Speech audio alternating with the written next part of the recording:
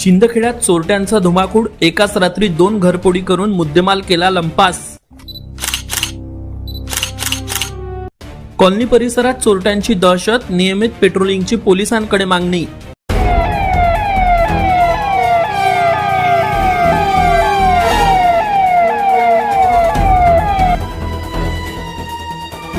प्राप्त माहितीनुसार शिंदखेडा शहरात एकाच रात्री 2 वेगवेगळ्या ठिकाणी घरफोडी झाल्याच्या घटना उघडकीस आल्यानंतर श्री स्वामी समर्थ कॉलनी परिसरात भीतीचे वातावरण निर्माण झाले आहे।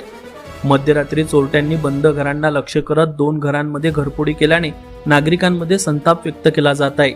मिळालेल्या माहितीनुसार कॉलनीतील रहिवासी श्यामकांत गुलाबराव पाटील व भैया साहेबराव पाटील हे दोघेही कुटुंबासह कामानिमित्त बाहेरगावी गेले होते।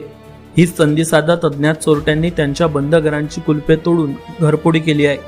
सकाळच्या सुमारास शेजाऱ्यांना दोन्ही घरांची कुलपे तुटलेली दिसली।